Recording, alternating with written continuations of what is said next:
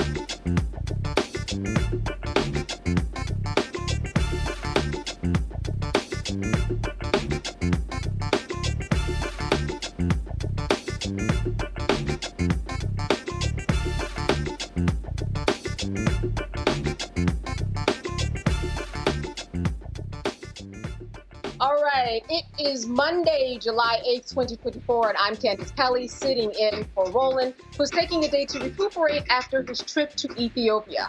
Here's what's coming up on Roland Martin Unfiltered, streaming live on the Black Star Network. President Joe Biden is making it known that he will not step aside and will continue his quest to remain at the White House. Tonight, we'll break down the cause of the Biden election anxiety. Congresswoman Maxine Waters has some stern words for those who say Biden is too old for a second term. Vice President Kamala Harris describes to folks attending the 30th Essence Festival of Culture the dangers of a Trump second term. The Black Pennsylvania radio host who said the White House sent her questions to ask President Biden before the interview is fired. June's Black unemployment rate is on the rise, and we're going to talk to our resident economist, Harper, all about that uptick. It's time to bring the funk on Roland Martin Unfiltered, streaming live on the Black Star Network. Let's go. He's got it. Whatever the miss, he's on it. Whatever it is, he's got the scoop, the fact, the find. And when it breaks, he's right on time, and it's rolling. Best believe he's knowing. Putting it down from sports to news to politics. With entertainment just for kicks, he's rolling. It's on go, roll, y'all. It's Roland Martin, rolling with Roland now. He's funk, he's fresh, he's real, the best, you know he's Roland Martin now.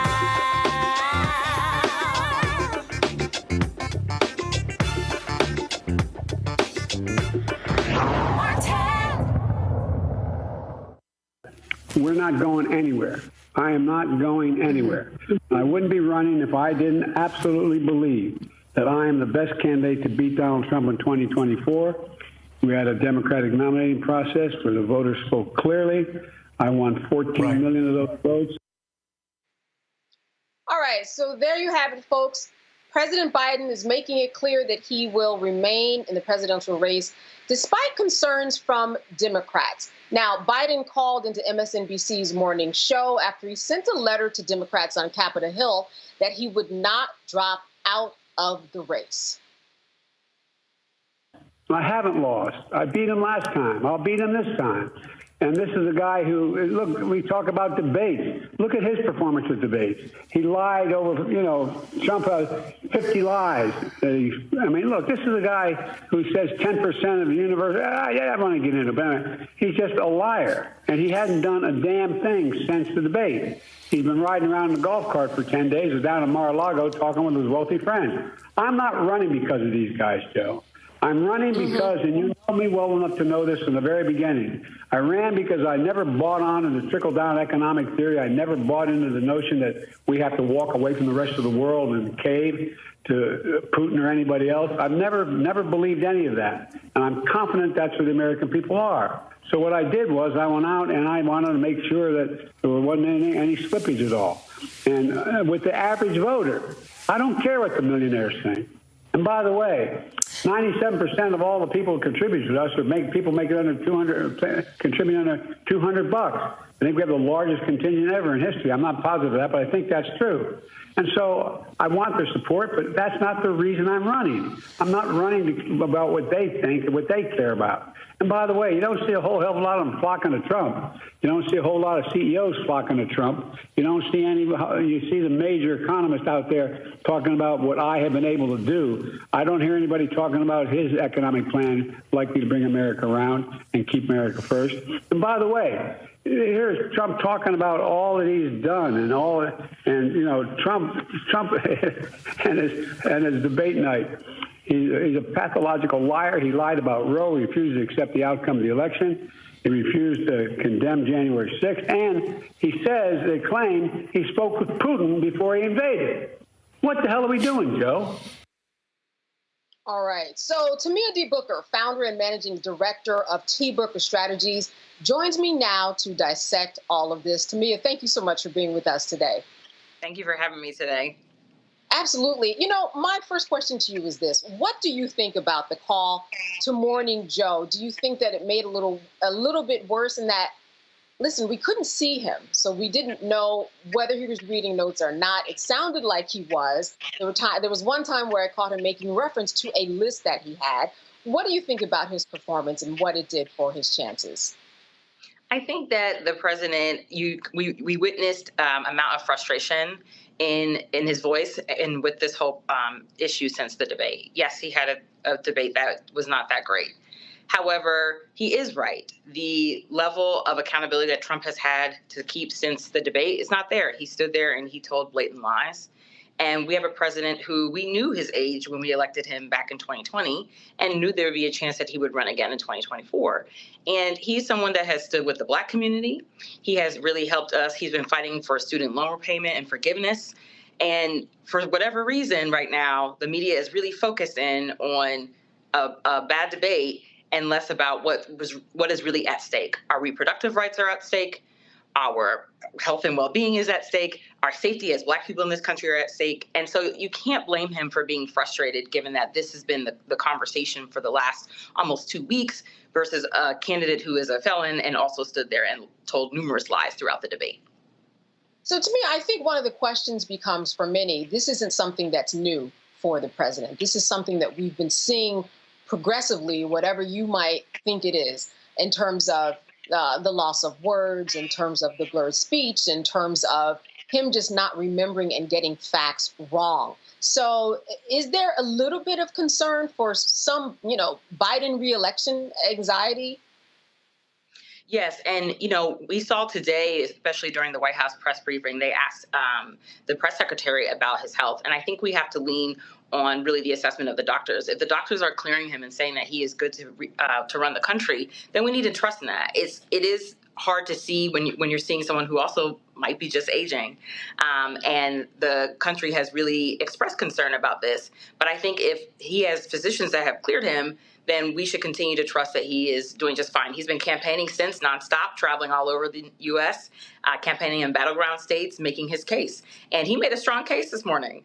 And I think we have to just lean into the fact that he's made his case, and that's where we are. He's not getting out of the race, and we need to rally behind him. What about leaning into this whole idea that in order to really kind of solidify or not solidify this, and this is why it's such a between rock and a hard place, do you make sure that you push Kamala out there, the Vice President Kamala Harris out there, or are you holding back on that? Because either way could hurt you. What are your thoughts on that in terms of strategy? The vice presidential pick is always picked to help lift the ticket, right, and to bring momentum. And she did that in 2020.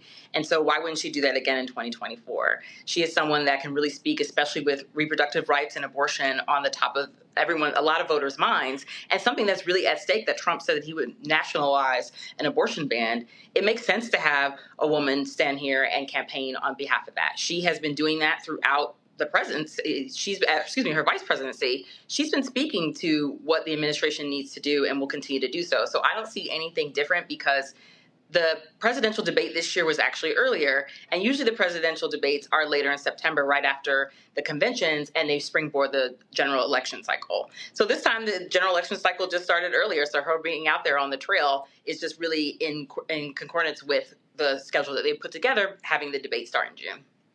Yeah, and it has started earlier, and now we see the repercussions of it. But I'm wondering, you're on Joe Biden's team. What are your next steps in terms of what do we need to do in order to win this race? And actually, on the other side of it, what do we make sure we don't do, because that would make us lose the race? Yes, and I will say that I'm a strategist and I work with the Democratic Committee. I'm not an exact member of the staff, so I want to make that clear distinction before I say this. I just meant as a scenario. Like, say you are on his team. I see. What do you tell him?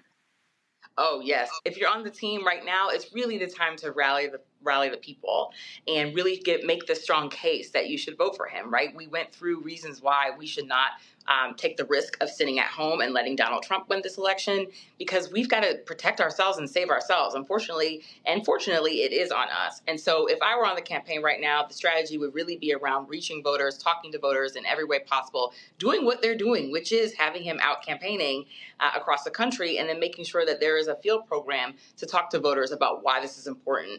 Yes, these are people that maybe you don't feel you can relate to all the time. But the presidency is more than just one person. It is an administration of thousands of federal workers who are working to help you. And so that is the part that people need to realize and continue to do. And to remember, we still have to vote. Our ancestors fought so hard for this right, and we can't sit back, especially not right now. All right, Tamia, we're going to take a break, so stay with us. We're going to get to our panel and a few more questions for you after the break. Stay with us. You are watching Roland Martin on the Roland Martin Network. Stay with us. Coming soon to the Black Star Network. I still have my NFL contract in my house, having a case. It's 4 of them, for my 4-year contract. I got a $600,000 signing bonus. My base salary for that first year was $150,000. Matter of fact, $150,000. $150,000. That's what I made, $150,000. Now think about it. My signing bonus was a forgivable loan, supposedly. When I got traded to the Colts, they made me pay back my signing bonus to them. I had to give them their $600,000 back. Wow. Yeah, I was so pissed. Because, I try to be a man of my word. I'm like, you, I'll give you your money back. Even though I know I earned that money, I gave them their money back. I gave them their $600,000 back. But yet, I was this malcontent. I was a bad guy. I'm about the money. It wasn't about the money. It was about doing right. Because I looked at, because you look at contract. Look at John Elway. John Elway was making $1 million, $800,000. I was making $150,000. I was doing everything. And I'm like, but yet I was, I got so many letters, so I just play for free and all that kind of stuff. You don't forget that kind of stuff. Right. That stuff is hurtful.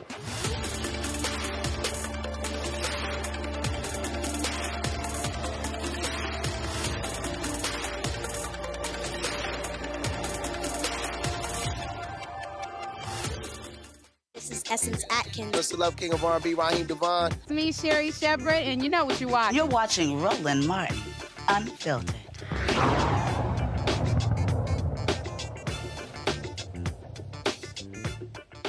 All right, we are talking about Biden's reelection anxiety. Join me now to talk about this. For the panel is Dr. Omekongo Dibinga, senior professional lecturer at the School of International Service at American University out of Washington, D.C. Dr. Julianne Malveaux, she's an economist and an author also out of Washington, D.C. And Gavin Reynolds, he is a contributor to The Root and former speechwriter to Vice President Kamala Harris. He joins us from New Haven, Connecticut. Thank you all for being with us this evening. I want to first start with you, Dr. Malveaux. A question for our guest, Tamia. Tamia, President Biden missed an opportunity, I think, by not attending the Poor People's March and Rally on June 29th, a couple days after his debacle. I won't call it a debate. And I wrote a piece today that actually said he needs to get out more, not just out. Calling 20 members of Congress is not it. He needs to go to these, it's summertime. People are out and about. This is a time, I was so happy to see Kamala at Essence. I think she was extraordinarily effective there. But there are all kinds of gatherings and sororities and fraternities meet in the summer, the NAACP, the Urban League. I think that he should be out and about. And I think that makes a case that the Congress says he hasn't made. What do you think about really programming him to be out more? I can't agree with you more than what you just said. I started my work doing that type of outreach, making sure candidates went to our big events. And that's what he does need to do. The campaign, as I was saying earlier, really needs to make sure they're reaching voters. And the folks at the conferences that you mentioned, especially the NAACP, the Urban League, these are the people that do the work. And so he needs to make his case over and over again with organizations in addition to his campaign events. So I think that's the other thing that's important. So I can't agree with you. I can't agree with you any more than what you said, because I think it's just so important with all constituency groups to make sure that the president is speaking to people at these conferences and has the opportunity to really speak to what his administration has done and what they will continue to do. Gavin, question for Tamia. Tamia, thank you. I think a lot of us recognize that this election is going to come down to Black voters in key cities, in key states, whether it's Atlanta, Georgia, my hometown, Detroit, Michigan, Philadelphia, Pennsylvania, Milwaukee, Wisconsin. Oh, nice. So I think obviously, the president and his administration have delivered an incredible record for the Black community, whether it's creating jobs or lowering the cost of healthcare. But obviously, we've seen that those accomplishments haven't necessarily completely translated into sentiments felt by ordinary folks on the ground. What do you think Black voters, let's say Black men, because I think Black women are solidly, have been so reliable for the Democratic Party coming out and voting in elections. What do you think Black men in these cities and these states need to hear from the president to activate them? Not to necessarily not vote for Donald Trump, but to get off the couch and cast a ballot for him, for Joe Biden in November. Yes, that's a great question, and thank you for shouting out my home city of Philadelphia. It's a very large city and a very large battleground state, and I will say just from that perspective, too, it's really, we've seen with Black men in particular, the issues with the economy is really hitting home. And he really needs to talk about how he makes the economy stable, how housing can be more affordable, how our groceries can be more affordable once again, because I think that is one thing I've seen in just my campaign work this past year. That's at the top of voters' minds. And for Black men in particular, as they're leading their families, as they're trying to establish themselves, it's very important that he speaks to our men about those particular issues. And I know that he went to Morehouse, but we also need to go to other HBCUs. And over the summer, we need to go to non-HBCUs. And I'm an HBCU graduate, but I think it's important that we're reaching us everywhere. And then also, again, like Dr. Malveaux suggested, is going to these conferences where people are already gathering, meet the people where they are. So if our men are doing events or barbecues or what have you, he should stop through those. And he does have Black men at the leadership helm on his team. And I think that we'll see more of that focus over the summertime. Thanks, Tamia. Thank you. All right, Dr. Dibinga, a question for Tamia. Yes, Tamia, I want to ask you a question about the media. People talk so much about how in 2016. You know, the media gave like Donald Trump like over $1 billion and basically like free advertisement, the way they kept promoting him. And I just wanted to get your thoughts on what seems to me to be a double standard where, you know, Trump has been incoherent throughout the election process, looking at the rallies, so on and so forth. And so not even talking about the whole thing about wanting to be a dictator and all of that. I'm just talking about like the optics and why you think, or do you think the media has been fair as it relates to how it treats Biden's actions versus how they treat Trump's actions? That's a great question. I just had this conversation earlier today. You know, in 2016, President Obama was furious at how much airtime they gave Trump. And we're seeing it in a different way right now. I, at one point, just wanted to stop looking at my phone because I looked at one article about the debate, and then my phone was flooded with every single thing that was bad about Biden or the administration or the campaign staff. And it does feel like it's a little bit of a coordinated effort here because it's summertime, it's slower, we can pile on. And we have to remember that a lot of these media companies are Republican run. So there's some advantages that they get when there's a Republican president, no matter who he is. And so we also have to be careful about the news that we're taking into and formulating our own opinions. And that's why I love coming on here and talking with you all the time and talking with Black folks who really are speaking to our issues, because sometimes it really is about the clickbait. We've looked at some of these articles where the headline has nothing to do with what happened, or there's these conversations that might have happened but didn't. And so we have to be very careful when we're looking at this. So, you know, by a week after the debate, I was like, all right, that's enough. You know, you all have dissected this thing longer than I can stomach anymore. But I have seen very little bit of writing about all the lies that Trump told at that debate. And there was no correction when he was talking about COVID and so many other things that I was frustrated. So I do think that we have to be careful about the news that we are looking at and knowing that there is some bias in the media, and it's unfortunate. Yeah. You know, certainly there was a lot of contention in terms of the way that the debate was covered. As you said, Trump told a lot of lies. There was not a lot of correction.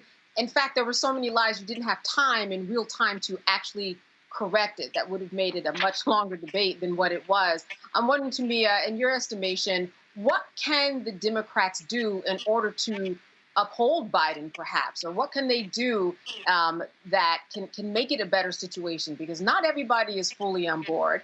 And it seems to me like there's a lot of work that Biden has to do, even within his party, in order to make sure that he's buttressed so that people understand he's got support from within. Yes, and that's the important piece there, is that the party needs to unify together and rally around President Biden. When Trump stood there and lied, the Republicans still stayed, what do the kids say, 10 toes down for him, and we need to do the same thing.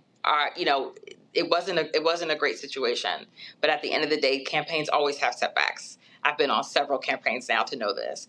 And the best way to move forward is to come together and support the candidate that we have. And I know that the Senate is meeting, I know that the House is meeting, and I'm hoping that after these meetings, there is a real coordinated effort with them and the campaigns to unify our party so that when we get to Chicago, we are ready and rallied around our presidential and vice presidential nominees. And speaking of the vice president, here's one that I want to kick back out to the panel. What do you think is going on with this whole non-support for Vice President Kamala Harris? She is next in line, but because she is next in line, I'm hearing a lot of Black women talk about how, well, this is what happens to me at the office, Dr. Malveaux. This is kind of par for the course. Even though I'm next in line, nobody is lifting me up and making sure that I'm getting what I am owed. What's being talked about in your circles, Dr. Malveaux, in terms of this treatment that we see the vice president getting when we know that she would be the next person in line if it ever came to that? Well, you know, my colleagues all have these experiences in academia, in corporate America, of being next in line and then being skipped over, or in fact, training the junior white boy who then gets the job they thought they were going to get. So it's commonplace to dismiss Black women. As Malcolm said, nobody is more disrespected than the Black woman. And we see that literally every day. But beyond that, I mean, I think that with Vice President Harris, there was always the racism and sexism in our country is such that part of the narrative that some are spinning is, well, she can't win. Well, white America won't vote for her. So you're going to go out of line and go, Gretchen Whitmer, bless her soul, just said she's not running. Take her name out of it. I'm sure Gavin Newsom, my California colleague, about as hungry as, never mind. But anyway, he's in California, so I don't know. He would love to have it, but he's been a good team player heretofore. El Mokongo was laughing because he knows me. I edited myself on Mokongo. I definitely edited myself. But some of these names that are being passed around, Pete Buttigieg is a great guy, but he's not really.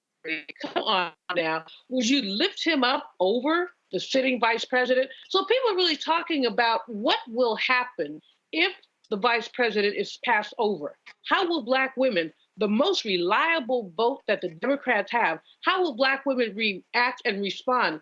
And I promise you there are a whole lot, I will vote, I'm a yellow dog Democrat, which means I will vote for a yellow dog if it was a Democrat. So I'll vote for the top of the ticket, but I'm not going to be a happy camper if what ends up happening is that our vice president is passed over. Quite frankly, right now, I think that President Biden, he's got to get out and talk to people. He's got to get out, calling members of Congress, and he's going here and going there. Go to the hood, go to the Union Hall, go to some of the places where people have been reluctant. And I think he can shore himself up. And if he doesn't, there's a very worthy number 2, and people should stop trash talking our vice president, because she is our elected vice president. And the dollars in the Biden-Harris campaign, she's the only one who has a right to them if President Biden chooses not to run. To me, I think looking at this, even if this talk of looking at someone else for a presidential candidate did come through, it would be a total mess. I mean, I think that that's something that for some people might sound good in thought, but really playing that out, that's a mess, is it not? Yes, it is. Even switching is messy. And I think if the party leadership were smart, and there have been a lot of comments about the fact that she was skipped over when there were lists even being made, to discredit the Black woman who helped secure the presidency last time is just disrespectful. And trying to put someone else new in is also very messy, in that the Biden campaign has raised hundreds of millions of dollars. And you also have to think about building a full-scale presidential campaign, a new campaign in a month, and to have that run from August to November, that's messy and dangerous. And I think that's a failed strategy. So really people they can have all the fun they want in trying to figure out who else is running. I love that Governor Whitmer said, I'm not doing this. And just to keep herself out of it, because it just creates chaos. And we don't need chaos right now. We actually need unity and order. And we need to be able to come together. And as Dr. Malveaux said, he needs to be able to talk to the people. And the speculation about who could come in, that's not for now. That's for another time. And this is our candidate, and we've got to move forward because we're wasting time. The Trump campaign is gaining ground, and the Biden campaign needs to really be doing that too, instead of dealing with this distraction.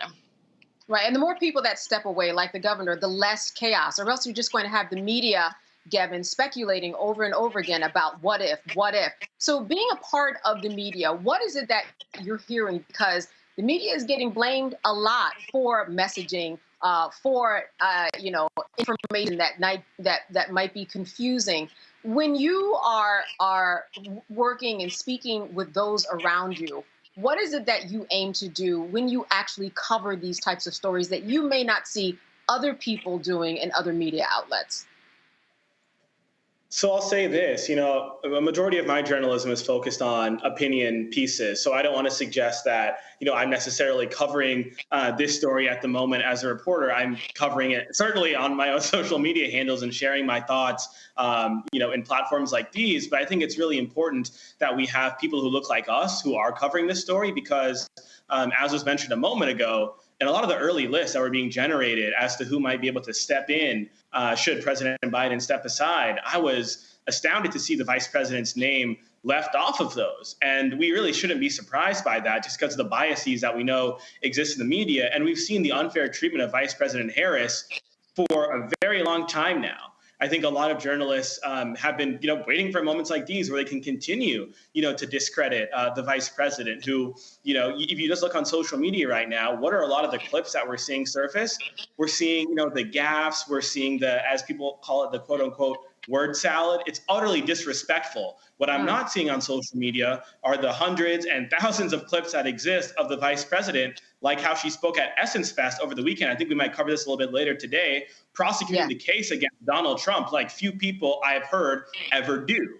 And so I call on those who are reporting this story to lift up the vice president and what she's doing and how she's speaking truth to power when it comes to prosecuting the case against Donald Trump, when it comes to prosecuting the case against other MAGA Republicans, when it comes to speaking truth to power around protecting our fundamental rights and freedoms, like reproductive rights, like a whole host of other rights and freedoms that are right now under attack by those on the right. And so I call on journalists and those who are even just talking about this issue on social media or with others around you to do so with integrity, to do so with respect for the vice president. Yeah, and then Dr. Dibinga, I mean, if you don't get the news, because we get news that's put in our feed all the time, but then our responsibility comes when we have to go out and create a narrative for ourselves to understand what's really going out there. We just can't wait for the news to fall into our laps. You really have to research to understand what all these candidates are doing. So I think part of it also falls on the voters. Absolutely. And that's something that bothers me. For people who live in D.C. in 2018, I ran for city council. And if you blinked your eyes, you missed my campaign. That's how long it lasted. But I remember I was out there on the street trying to talk to somebody about, why they should, vote for me and the like. And she literally did not stop walking. And she said, I don't do that politics stuff. And I'm like, I just never forgot that. And as many of us have said on the show, if you're not at the table, you're on the menu, right? And so like everything that we do in this world, from the toothpaste that we use to the road to the school taxes and why one school is funded better, it's all because of people that we send to office. And so this lack of, look, I understand the Biden-Harris campaign needs to do more. I understand they need to get out there more, and everything that was said to here, go to the hood. I get all of that. But there's a certain level of sophistication that's supposed to be expected from the voters as well. And I feel like people have used the fact that Biden is not literally knocking on their door as an excuse to be like, well, I'm not going to support this guy. Like, you can look up the legislation. You can look up the laws. You can look up presidential records. Like, we argue more about who's the NBA or NFL or WNBA MVP and cite all of those stats, but can't cite the stats about Biden versus Trump on black colleges, on diabetes, on student loans, and so on and so forth. And so I'm calling for all the voters out there to do exactly what you were just talking about, Candace, and do your research. I remember a story I saw about one guy who said he's not voting for Biden, and then all of a sudden $80,000 in loans got forgiven, and now he's hosting events to educate people about Biden's agenda. Like, that's the type of stuff that we need to be doing. It's not either or, it's both and. Yeah. And that'll do it. Pay off somebody's loans. You're probably going to host an event yourself. Listen, we have more. I know that, Tamia, you're going to be with us for a little bit more. So stay with us. You are watching Roland Martin Unfiltered here on the Black Star Network. See you on the other side of the break. When you talk about blackness and what happens in black culture, we're about covering these things that matter to us, speaking to our issues and concerns. This is a genuine people-powered movement. There's a lot of stuff that we're not getting. You get it, and you spread the word. We wish to plead our own cause. Too long have others spoken for us. We cannot tell our own story if we can't pay for it. This is about covering us. Invest in black-owned media. Your dollars matter. We don't have to keep asking them to cover our stuff. So please support us in what we do, folks. We want to hit 2,000 people, $50 this month, raise $100,000. We're behind 100,000, so we want to hit that. Y'all money makes this possible. Checks and money orders go to P.O. Box 57196, Washington, D.C. 20037-0196. The Cash App is $RM Unfiltered. PayPal is R Martin Unfiltered. Venmo is RM Unfiltered. Zelle is Roland at RolandSMartin.com. Me, Sherry Shepard, with Sammy Roman. I'm Dr. Robin B., pharmacist and fitness coach, and you're watching Roland Martin Unfiltered.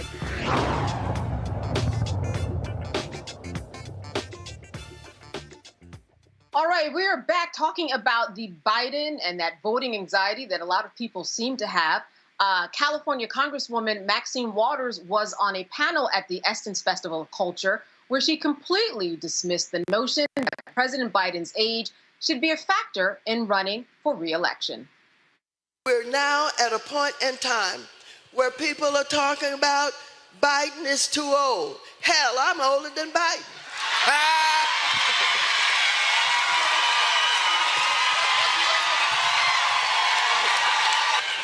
You look good, Congresswoman. And I get up every morning. All right.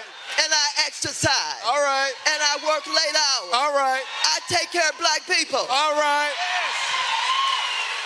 Trump has told you who he is. He defined himself. He is a no-good, deplorable, lying, despicable human being. And he's talking about if he doesn't win, there's going to be a bloodbath. There's going to be violence. There's going to be a civil war. Who the hell do you think he's coming after? Who's going to be targeted? Who is he talking about? But you know he means business because he is the one that led the invasion on the Capitol January 6th. Now, do we have to talk about the difference between these two? Now, I want to tell you, no matter what anybody says, it ain't going to be no other Democratic candidate. It's going to be Biden, and we better know it. Tamia, here's what we know. Somewhere in the universe, someone's printing up some T-shirts talking about how Trump is despicable and deplorable. I can assure you that. But what you said, I would imagine more of that is needed in terms of Maxine Waters. Yes, absolutely. So we have a term for that on the campaigns. We call them surrogates, people who go out and deliver the message and campaign on your behalf. And that was, she nailed it. You know, I saw it earlier this morning and I was like, yes, this is the message that needs to get out there, which is at the end of the day, we are too caught up in age and we need to really be caught up with what's at stake. And Auntie Maxine, she's always called out Trump since before he was elected the first time. And having her out there and reconnecting with folks on this particular issue with this campaign, it's perfect. And you see Congressman Horsford next to her laughing because he knows, like, this is exactly it's the truth. And it's what's needed. It's what the people need to hear. Let's reset. Let's get back to reality here. Things will be dangerous. Trump has said so. And when he said he was going to do certain things before he got elected, what is the first thing that he did when he was elected? He put a ban on Muslims coming to the United States. And he wasn't as emboldened, as empowered as he is now. And if he gets reelected, we're going to see worse. And we need to keep that in the front of our minds. Oh, I'm not so excited about who's on the ballot. Okay, are you excited about keeping yourself safe? Let's go ahead and just let's make sure he's not president again. Yeah. Dr. Malveaux, I want to throw this to you. I know that you have been down to the Essence Festival of Culture. This is the place where you do go to get people talking. Absolutely. And the stage is always hot. This is, I mean, I'm happy that Kamala was there, but I wish that President Biden could have been there as well. That's the kind of retail politics that he's so good at, touching people, empathizing with people. But sisters are there, sisters and brothers. A lot of folks are there, and it's hot, hot, hot. And it's hot in New Orleans, too. But it's hot, hot, hot. And so these are the kind of things that I think he very much needs to do. When I listened to Congresswoman Waters, I could call her Maxine because she's my friend. When I listened to her, I thought about, who came to my mind was Dr. Dorothy Irene Height. Dr. Height was 98 when she made her transition in 2010. Until only a few months before she made her transition, she went to the office Ed Day. Do you hear me? Ed Day. And she went in there clean as the Board of Health with her hat and gloves on. I never saw her slow up. As a matter of fact, there was one occasion where actually she had more stamina than me. We had gone to some event and there was an after party and she said, do you want to go to the after party? I'm like, no. I don't think so. She said, well, it would be rude for us not to go. I'm like, the high really? It's 1 o'clock in the morning. And she said, oh, come on, let's go. So we went. She's an elder. She was an elder, but she believed in our people and she went where she needed to be. President Biden doesn't quite have that stamina, but he has that willpower. So you can't write off people because they're elder. Because I mean, we have to have an intergenerational society. And what Joe Biden has probably got more than these fools who are talking about him leaving have ever known. You know what I'm saying? I mean, he knows public policy. He knows what he's doing. And so I think that, you know, having him at the Essence Fest would have been a coup. I don't know what's going on. I did not like what I saw today with those aggressive reporters harassing Karine, the press secretary. There was one guy who just was really out of order, trying to get her to say something. She said 3 times, I can't say that. But they're trying to put people in a box to say something is wrong with President Biden. And what they need to say is, what's right with President Biden? And what's wrong with that orange man? I would encourage everybody who has some doubts to read Project 2025. Now, you don't have to read the whole thing because it's 900 pages. It is 900 pages, so you really don't want to read the whole thing. You probably will upchuck at least 5 times as you go through the first 20 pages. But they laid it out. Number one, they would eliminate the civil service. All these civil service jobs, they say, these should be presidential appointees. Do you know that between 38,000 and 50,000 people work for civil service? And all of us know a disproportionate number of them are African Americans. And African Americans, in terms of employment, are paid better with civil service than they are in the regular labor market. So they would get rid of that. They would get rid of, the Supreme Court has already got rid of the regulatory agencies. I mean, I could go down the list, I won't. But all I would say to people, or just read a summary, or go on my webpage. I have a column where I lay it out. We do not need to be ignorant. And that lying person, I'm cleaning myself up over Congo. You're influencing me positively. But that lying person, he doesn't know anything about Project 2025. He is a liar and a coot. To go back and he lies more easily. My grandmother used to say to one of my relatives who was a liar. She said, "Why tell the truth what a lie will do?" And that's him. I mean, why not just lie? Just lie. But you know what? But I would say a lot of people put Project 2025 in the hair, and Ben Carson has a chapter in there. Steve Miller has a chapter in there. All his cronies have chapters in there. So don't tell me, don't what on me and tell me that it's raining. Even if you get to the table of contents of that 922-page report, you are correct. Just the first few pages are very telling. Now I have several questions for you, Dr. Dibinga, but I will start with this one. Do you think that it is time for health records of all the parties to be released? I know that Joe Biden has released some, and he says that he sees doctors every day. But do you think there should be something a little more formal from both candidates on a continuous basis leading up to the election on both sides, perhaps to make it fair? Well, all I care about as it relates to that question is that it is fair and that it's equal, and that if one person has to do it, the other person has to do it or face the same consequences. As Biden said this morning in the call with Morning Joe, is that, since February, he released everything. So do people need it daily? Do they need it hourly? Do they need it weekly? He said he had a cold and other things and got checked out next day.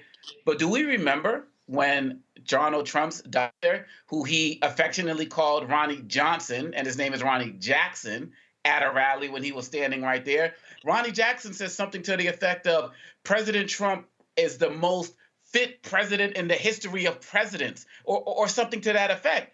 And people just let that fly. Like, how does this guy, like I said, back when Trump was president, how does this guy even have a medical license still, right? And so that's what I'm talking about. The inconsistency is a problem. People have let them lie about Trump's height and his weight and all of these other types of things. And so I think that it's actually ridiculous that there's not a same standard. And let me just end with this, Candace. We're talking about seeing the same health records. We've also have never seen Trump's taxes. And Biden has released all of those.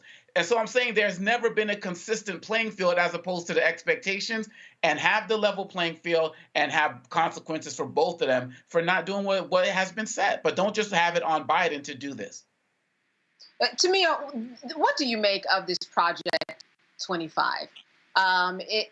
Certainly Trump has been trying to stay the distance away from it. He says that he knows nothing of it. However, at the same time, he says that he doesn't agree with what's in it. Those two can't happen at the same time. As Dr. Malveaux said, just read the first couple of pages and you know exactly where this is going and who's involved. Dr. Ben Carson has been on the campaign trail with Donald Trump. It seems to me that at some point they would have parsed that conversation about his 922-page document. What are your thoughts about all of this? I couldn't agree with Dr. Malveaux more. I started reading it and it made me feel sick. And I was like, I cannot believe that this is where they want to see the country go. If people are also looking for a summary, the Biden campaign does have it on their website. It's really dangerous what they're trying to do and really completely change the way that we govern.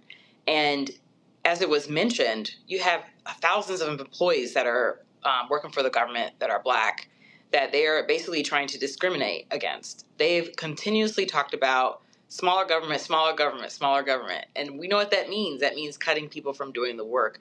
And we have to remember the importance of federal workers. Even just with that recent Supreme Court case with, cutting down on regulation, like we need the FDA to make sure our food is safe. We need the Environmental Protection Agency to make sure we're actually breathing in clean air. And these are the things that are super important to keep us functioning on a day-to-day basis. And we know, unfortunately, in many instances, lower income communities suffer more from environmental discrimination and neglect, and also with healthcare. And then that also comes with the economy. All those things are connected. And if you don't have money, how can you pay to take care of yourself? And so when they're standing here trying to cut these different departments and these different programs that help aid and support, particularly people of color and low income Americans, it's frustrating to say the least. And it's frankly ridiculous. And I think that Trump is trying to distance himself from it right now because it's an unbelievable read. I didn't read all 900, but I read enough of a summary to know that this is actually scary, and you can't believe that someone actually thinks, or a group of people got together and said, this is what we're going to do as we move forward. And he's distancing himself because he doesn't want people to pay attention. But in actuality, this is the plan that they're going to do. The Heritage Foundation, the conservative think tank, is behind this. And we just really have to be aware of that and know that, again, I always am going to end with this point, that we have to vote, because that's the only way to not even have to deal with this reality that they're trying to put together. No, that's right. Gavin, I think one of the things that I've been hearing from a few people today is, well, you know what, this report certainly has opened my eyes, and maybe it translates into people being more inspired to do more in order to get people to the ballot box, and in order to make sure that they understand what is going on in this world that is affecting them. Do you get this sense that perhaps this report might rally some folks up to do a little more? Absolutely. Look, the stakes of this election could not be any higher. Project 2025 is one piece of evidence validating that theory. Another is the recent Supreme Court decision that was handed down, I guess that was last week, which essentially says that a president can do anything he or she wishes to, as long as it's in their official capacity, and they'll face no criminal liability. This essentially, as we prepare to celebrate July 4th, which is when our nation, got our independence from the British Crown, the decision essentially gave the American president the ability to act as a king or a queen. In a second Donald Trump presidency, that means that Donald Trump can literally carry out not only the terrible policies, the borderline illegal policies, in some cases straight up illegal policies contained in the pages of Project 2025. He could also order the assassination of his political opponents, whether they be Joe Biden, whether they be me, who was a political appointee in his administration, could be literally anybody, and he would face no criminal liability. So whether it's Project 2025 or whether it's the recent Supreme Court decision, the stakes of this election could not be any higher. However, I do believe that it's going to be imperative for the Biden campaign to not only continue to beat the drum about the stakes of this election and what Donald Trump is prepared to do in a second presidency, in a second term. I think it's imperative that the Biden campaign put forward an affirmative vision for what they seek to deliver for especially the Black community in a second term. We talked earlier about how the president needs to get out there to communities like Atlanta and Philly and Milwaukee and Detroit. And he's going. But we need more of that. We need Joe Biden to make a very clear and convincing case to Black voters, not only that Donald Trump is racist and a threat to our community, which he is, but we know that. Joe Biden needs to make a clear and convincing case continue to do that for what we will get from a second Joe Biden presidency.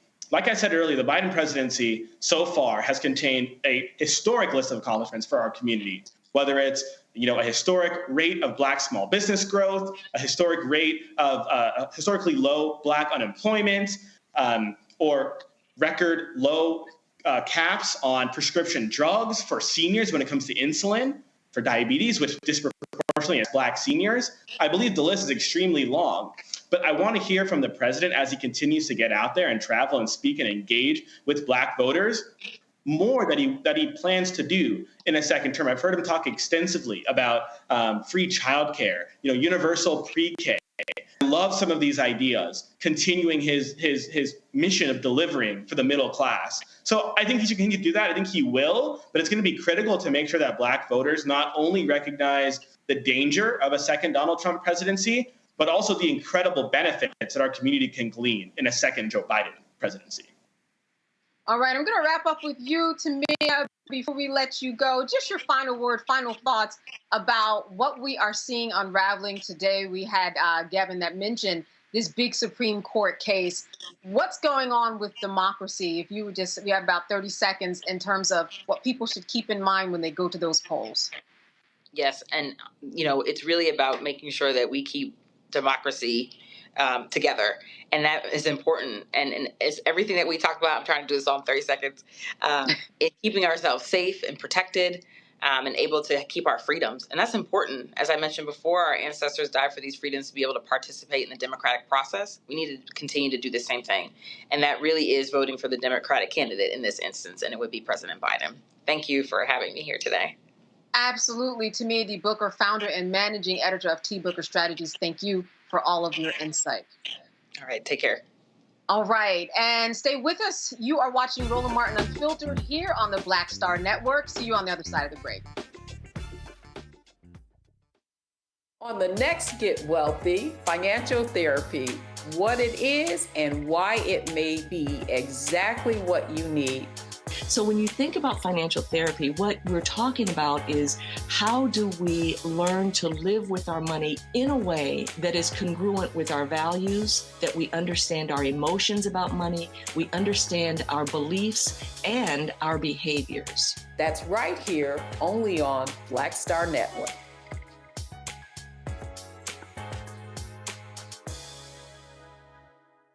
On a next, A Balanced Life, it takes a village to raise a child, and truer words have never been spoken. If you're raising a child, you know that it's a blessed challenge like no other. Even more so if your child has a disability. We'll talk to parents and our expert panelists about the best way forward for your child to help you maintain your own sanity. On a next, A Balanced Life with Dr. Jackie on Black Star Network. Me, Sherry Shepard, and you know what you're watching, Roland Martin Unfiltered.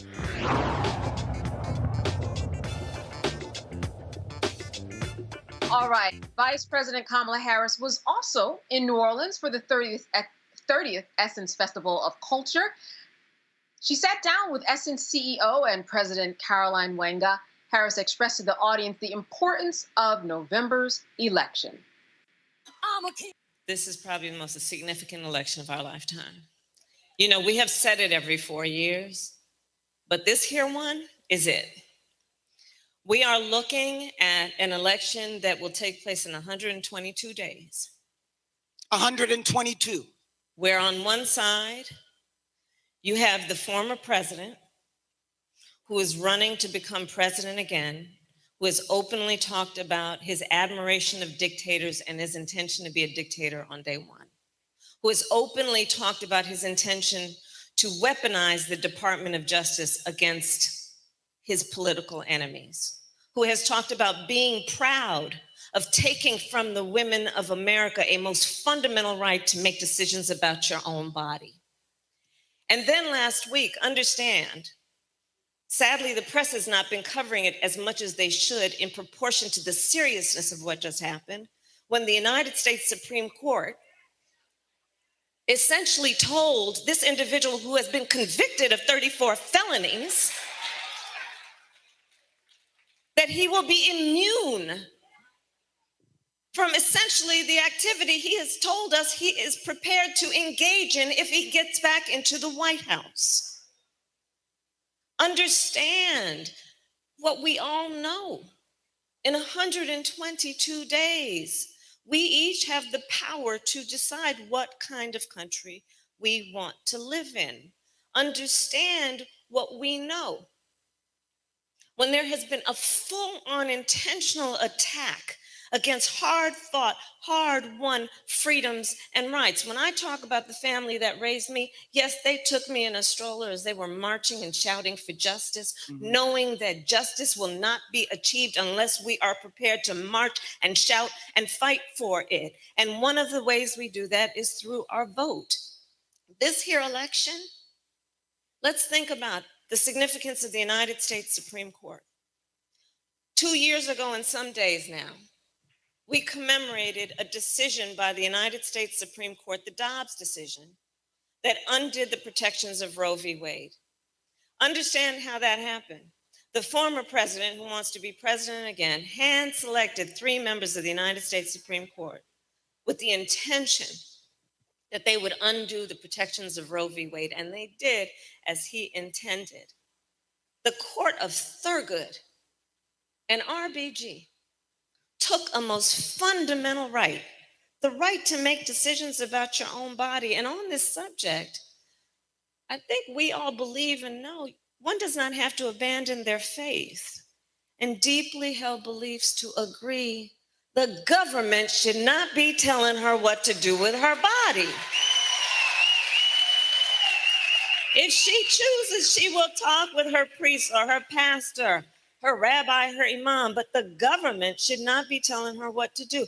Understand that the former president, who is up for re-election, has said he is proud of what has happened, proud of the fact that our daughters will have fewer rights than their grandmothers, that we have seen in state after state, they're passing laws punishing healthcare providers, in Texas providing for prison for life for a doctor or nurse who provides reproductive care.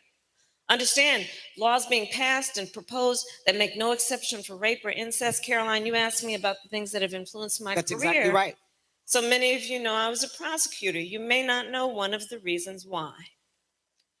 When I was in high school, I learned that my best friend was being molested by her stepfather. And when I learned, I said to her, you have to come live with us. I called up my mother. My mother said, of course she does. And she came and she lived with us. So I decided at a young age, I wanted to take on what I could do to protect women and children against violence. The idea that these so-called leaders would be passing laws that make no exception for rape and incest, that are essentially telling a survivor of a crime of violence to their body, a violation of their body, that they have no right to make a decision about what happens to their body next. That's immoral. And that's what's happening in our country right now. You look at the taking of fundamental freedoms and rights. In Georgia, passed a law to deny people and make it more difficult to have freedom to access to the ballot. Passed a law that makes it illegal to essentially give people food and water for standing in line to vote. The hypocrisy abounds. What happened to love thy neighbor? So if you want to see more of the entire conversation, we streamed it on the Black Star Network. You know, Dr. Dibinga, she has been out there and she has been talking this talk for a very long time. She has been hitting panels, she's been hitting schools, she's been talking about this issue that you think would make a lot of people rise to the occasion. How effective do you think she has been, especially on this trail as she's talking about abortion rights and women? What's your sense of how that is making a difference? I think it's absolutely making a difference. I believe that she was the first vice president or something to that effect to visit a facility that provides abortions, something to that effect. You know, she's even outside of this issue, which we're, dealing with right now, she's been the Biden campaign's and administration's best weapon. And I'm glad that she's out there, because now we can stop calling her, the best kept secret or the secret weapon. She's out there on Front Street, and to be able to have a woman speak to this, that's just something that Trump can't do. It's something that Biden can't do. And while we're at it, we still haven't seen Trump's VP pick, right? And so what I appreciate about her is that she's using every tool that she has, including who she is physically, to be able to draw attention to things in ways that other people can't. I can talk about it, other people can talk about it, but, she has lived this, she has seen this, she's had these conversations with women, and the fact of the matter is, when she is up there on that stage, she is going to bring a perspective that so many of us just don't think about because we don't have to. And when she does that, the people at home who are living with these particular issues, when I'm talking directly as it relates to women, and of course, men, husbands who are involved as well, but I'm talking about the people going directly through it, they can resonate with that. And I think that is very powerful. She needs to do more of it. And lastly, I will say, as people keep saying, if this becomes a referendum on Biden, Democrats lose. If it becomes a referendum on Trump, Democrats win. And so what she's doing with this abortion issue is she is also keeping it front and center, because this is an issue that Democrats have won and across the country over the last few years. And so that helps put the attention on Trump and other Republicans who have been trying to run away from that. Just look at the platform they released today. They responded to the pressure that people have put as it relates to that. And so she is the best weapon out there to speak on it. So Gavin, this really is your wheelhouse, right? So you have written speeches for the vice president. You know her style. You know how she gets down. I want to put you back in that arena where you are with her. What is the conversation that is being had about what she should say and how she should reach voters at this time? Certainly what she says extemporaneously is important, but as a speechwriter, I know too that is important. What's your input and what you see in all of this?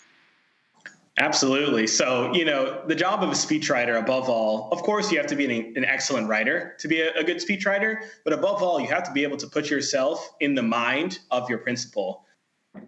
Someone like Vice President Harris was very easy to write for, I'll say, because she's been doing this for so long. She's been fighting for women and children and families. She's been fighting for, average Americans throughout her whole entire career. She knows what she wants to say before she even says it. She knows what she wants to say before we can even put the words on the paper. And so that, I think, was so special, was what was so special about writing for the vice president, is that, for example, I'll take you through, writing a speech on the issue of reproductive freedom, right? I think what the vice president really cares a lot about is sharing the stories of everyday Americans. So, for example, before the vice president delivered a speech in North Carolina commemorating the 50th anniversary of the 50th anniversary of the overturning, the 50th anniversary of Roe v. Wade, excuse me. She spoke in North Carolina, and it was very important for us. It was very important for the vice president to ensure that speech contained the stories of real women who've been affected by this issue. And so I had the opportunity to hop on a call with a woman who was denied essential life-saving reproductive care at a hospital in Florida. Literally drove to the emergency room because she needed to have her pregnancy terminated. She was literally about to bleed out and die. But the physician said, sorry, because of the laws that are in place, we can't do that for you. So this woman ended up driving to a hair salon. Why? Because she feared that she was on the doorstep of death and did not want her mother to have to take her body to get her hair done for her own casket. So she took herself to the hair salon to get herself ready for her own death. Went to the bathroom in that hair salon and nearly bled out and died and had a miscarriage in that salon bathroom. So I had the chance to talk to this woman. I had the chance to get her story. And with her permission, the vice president shared her story during the speech that she gave. Not only that, but the vice president made sure that woman was at the speech that she gave so that she could personally greet her and thank her for sharing her story with us before the speech. And she gave her a shout out during the speech because she was there in the stands. And that's the kind of speaker Vice President Harris is. She's someone who knows that it's the real stories, it's the everyday stories of the people touched by these issues that make a speech truly special. And since leaving the vice president's team, I've continued to see the vice president employ that same approach, whether it's speaking not only on the issue of reproductive freedom, but also speaking about economic opportunity, economic justice. She went on a tour earlier this year, I believe we spoke about it on this very show, in which she went to cities like Atlanta and Detroit and talked about the work that this administration is doing to expand access to capital to Black and brown folks, whether they be entrepreneurs or other folks who are reliant on capital that have been denied to them and those in our community for so long. And so I've seen her do this not only while I was with her, but I've seen her do it since I've left her office. And it makes me very proud. And I think Omokongo is so correct in that she is one of the most effective ambassadors on so many issues. And I'm excited to see this campaign continue to lean on her because she truly is no longer one of the best kept secrets. Right. The secret is out. The secret is out. The secret's out. Yeah, and certainly she's getting a lot of light that's being shined on her, Dr. Malveaux. I think that part of the growth that I have seen with Vice President Kamala Harris is the personal touch that she has really geared up, and those stories that Gavin was talking about are really hitting home now. And I think that when we think about her now, I know I do, when I think about her, I think about more of a personal touch. And that's changed from when she first took office. And I think that that's a good thing, obviously. We've seen enormous growth in her in these past 3.5 years. But let's be clear, she's already a rock star. I mean, she won statewide election. People talk about she can't win because she's Black female. Well, she won statewide election in California. She's always been a good speaker. I think that because of her race and gender, some of the haters have drilled down on, the term word salad, we won't use it on this network, but they had at least really silly things to say about her without listening to what she was saying. But so while we've seen enormous growth, I think it's also important to note that she was already a rock star. She was already doing it. I think the choice issue, Gavin is absolutely, the choice issue is, I forget one of my brothers raised that choice issue in her context, but she's uniquely situated as a prosecutor, as a woman of color, to talk about how denying women the right to choose is uniquely not only painful, but also personal. The politicians shouldn't be in this. This is a woman's decision about her body. And she communicates that far more effectively than many others do. I just hope that I think that, of course, Black women are paying attention. I hope that Black men are paying attention to understand what they have at stake when women don't have bodily autonomy, because it's not just a women's issue, it's a family issue. We can look at a number of things, another economic indicators that talk about what happens when women have abortions, what they lose, not only in terms of, not what they lose in terms of abortion, but when they are forced to take a pregnancy to term, what they lose. I mean, imagine that you're a poor woman who becomes inadvertently pregnant and you have to keep the baby. Now, what you gonna do with that baby? And you're not gonna love up on that baby but so much, perhaps. Some folks are like, I don't like this baby. This baby was not my choice. I know people who have given their children up for adoption, which was probably the best thing in their case. But in any case, there are economic reverberations to denying a woman a right to choose, including her employment situation, any number of other things. But I think that the vice president is far better situated to raise some of these issues and the economic issues. The economic development tour was great, but far better situated to raise these than some other people. So I think that the Biden-Harris administration has gotten it, that she is basically an effective tool. I don't think they got it at first, but we all know that the role of the vice president is always very nebulous. I mean, if you look at the Constitution, it doesn't lay out, this is what your job is. The president picks what your job is, and they create your portfolio, whether you want it or not. And we've seen really smart people. I give Al Gore an example. Very smart man. Well, he got the internet. He nailed that. But he was not able to transform his vice presidency into an effective campaign because of the nebulous nature of the work he did. So I think that just because of what's going on with that orange man, she's been able to very effectively communicate, and the Biden administration, both of them need to be running like they stole something in these next few days. Yeah, we know that when she first got into office, she got some really bad assignments when it comes to that border wall. And you're right, there's nothing in the Constitution that says specifically what she should be doing. They get it. She got it on a plate for her, served to her. And what was on that plate, a lot of it certainly didn't look good, but she certainly keeps on rising to the occasion. All right, more on Roland Martin Unfiltered when we come back after this break. You are watching the Black Star Network. Stay with us. Next on the Black Table with me, Greg Carr. Dr. Gerald Horne, a man regarded by many as the most important historian of our time. He provides us a history lesson I'm betting you've never heard before. Texas enslavers who plan to continue the conflict even after Appomattox, even after the formal surrender of Robert E. Lee. Dr. Horne talks about his new book, The Counter-Revolution of 1836, Texas, Slavery, and Jim Crow, and the Roots of U.S. Fascism. You do not want to miss this conversation. Only on the Black Table, right here on the Black Star Network.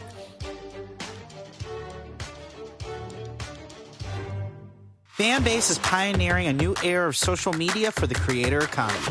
This next generation social media app with over 600,000 users is raising $17 million, and now is your chance to invest. For details on how to invest, visit startengine.com/fanbase or scan the QR code.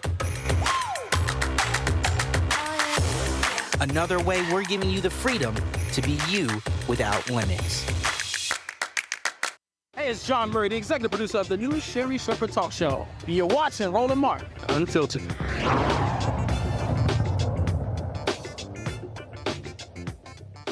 All right, a Philadelphia radio host has been fired after a controversial interview with President Biden.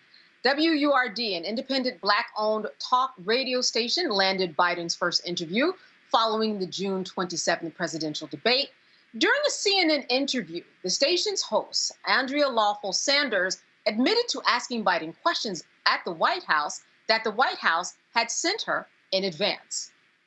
You each you asked 4 questions, and maybe that's what you were allowed to ask by the campaign or the White House.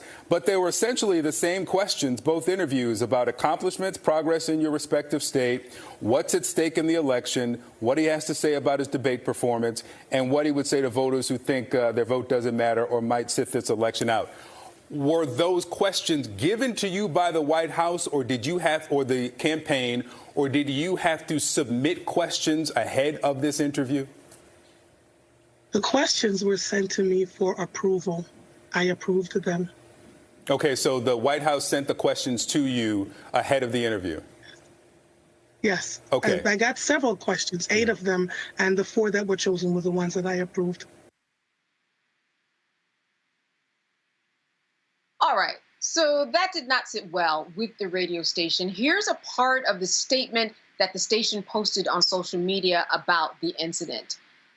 WRD Radio remains an independent voice that our audience can trust, will hold elected officials accountable. As Pennsylvania's only independent Black-owned radio talk show station, WURD Radio has cultivated that trust in our audience over our 20-year history. This is something we take very seriously. Agreeing to a predetermined set of questions jeopardizes that trust and is not a practice that WURD Radio engages in or endorses as a matter of practice or official policy. As Pennsylvania's only independent Black-owned talk radio station, WURD Radio has cultivated that trust with our audience over a 20-year history. This is something we take very seriously, and agreeing to this, I think that we already went through that. This is something to take seriously. Agreeing to a premeditated set of questions jeopardizes trust and is not a practice that WRD Radio engages in or endorses as a matter of official policy. I think that was doubled there. Let me go to you, Gavin. What are your thoughts about what this host should or should not have done? So I think this is a really tough story. Certainly when I first saw this interview between Andrea and Victor Blackwell, I did not think that the story would have the outcome that it did.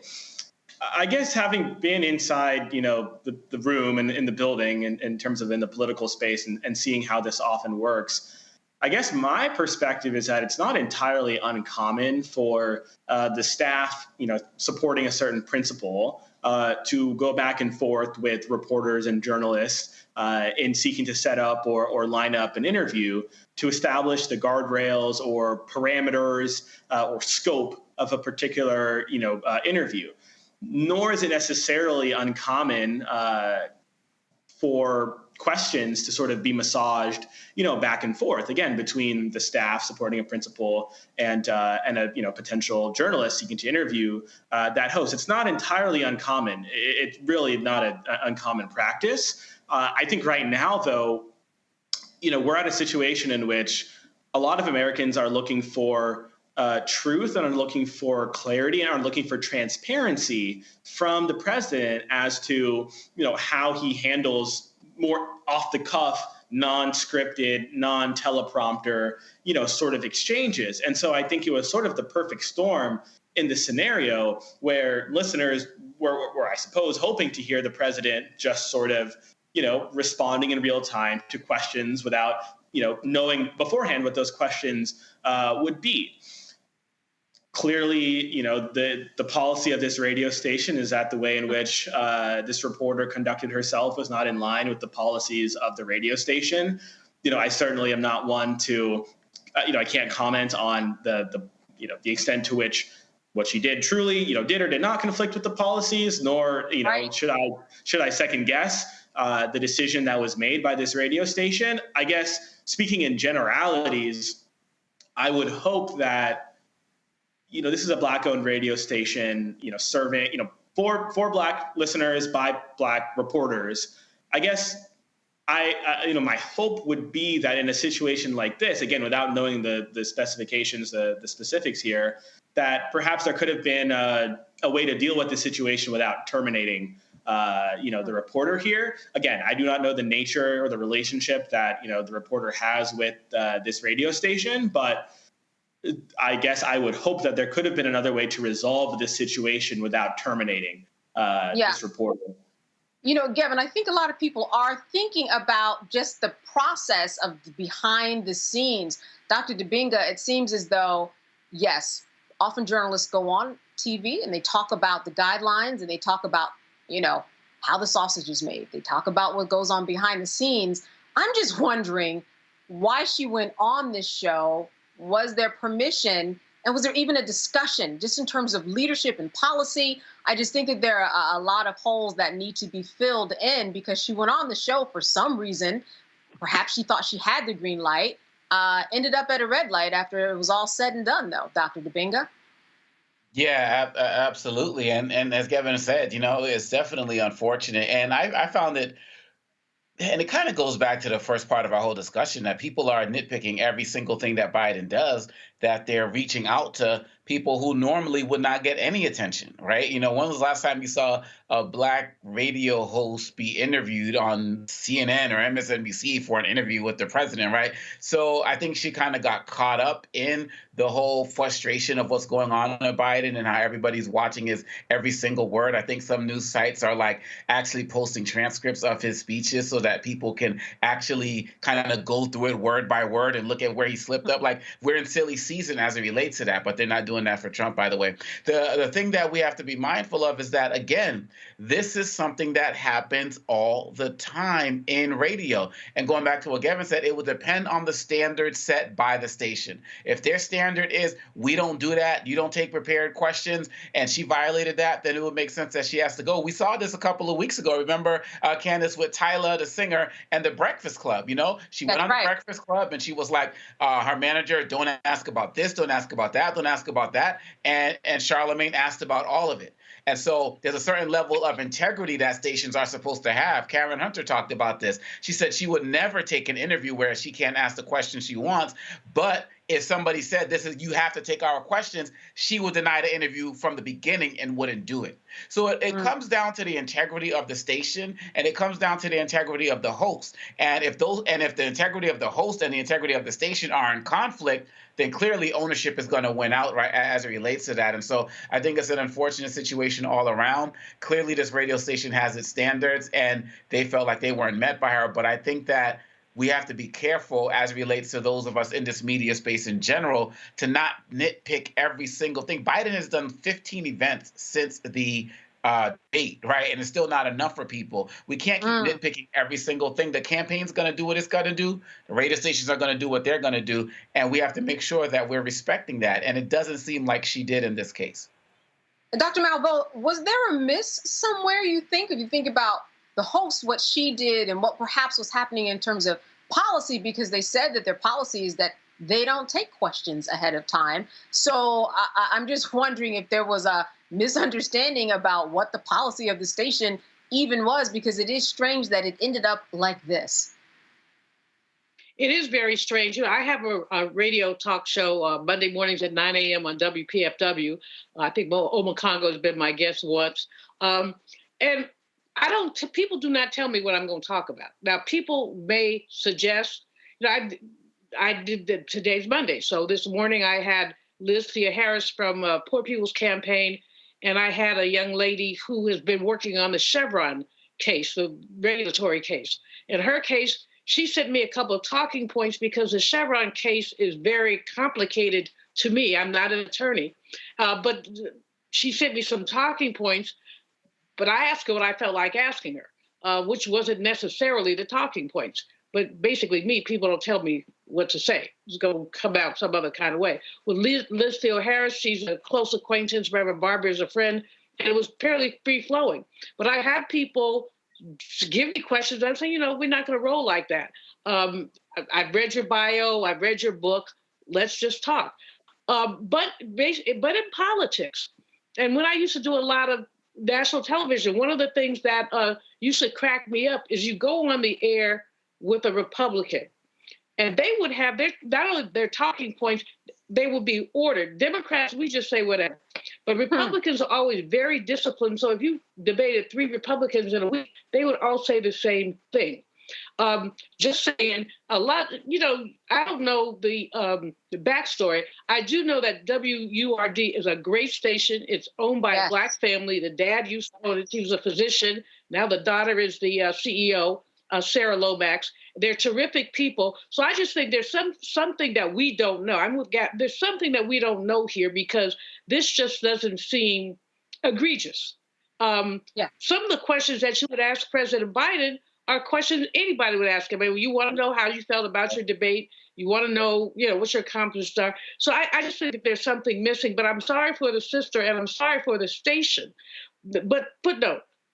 Sister girl said, I'm not a journalist. She made all these qualifiers. So I do think that there's a mismatch that we're not hearing about. Yeah. I think they're also, and I'm in agreement that there is some information. I don't know if we will hear about it in a lawsuit, but I do not think that discussion, especially for her, since she lost her job, is over. All right, we've got more of Roland Martin Unfiltered right here on the Black Star Network. Stay with us. Coming soon to the Black Star Network. I still have my NFL contract in my house. I have it in a case. It's 4 of them for my 4-year contract. I got a $600,000 signing bonus. My base salary for that first year was $150,000. Matter of fact, $150,000. $150,000. That's what I made. $150,000. Now think about it. My signing bonus was a forgivable loan, supposedly. When I got traded to the Colts, they made me pay back my signing bonus to them. I had to give them their $600,000 back. Wow. Yeah, I was so pissed. Because, I try to be a man of my word. I'm like, you, I'll give you your money back.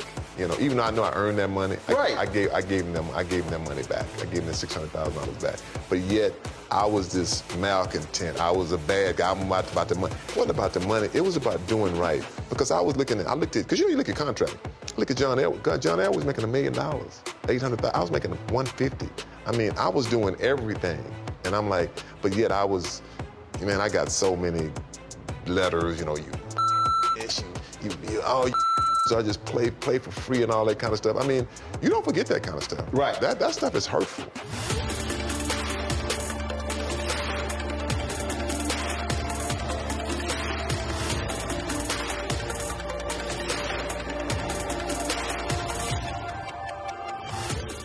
Farquhar, executive producer, Proud Family. Bruce Smith, creator and executive producer of the Proud Family, Louder and Prouder, and you're watching Roland Martin Unfiltered.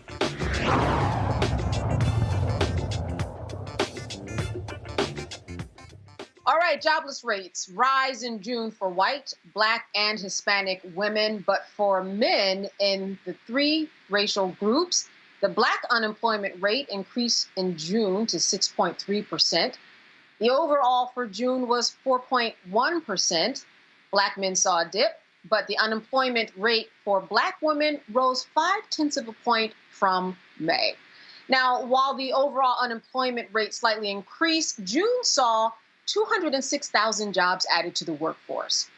Now, Morgan Harper from the American Economic Liberties Project is here to break down these numbers. We thank you so much, Morgan, for being with us today.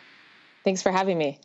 Absolutely. So when we look at all of these numbers, for people who aren't really numbers people, because we are always hearing about the unemployment rate, we've got a 0.5 of a point with the unemployment rate for black women. That's very minuscule. But what is the overall takeaway when you look at these numbers, someone who can really decipher what they mean?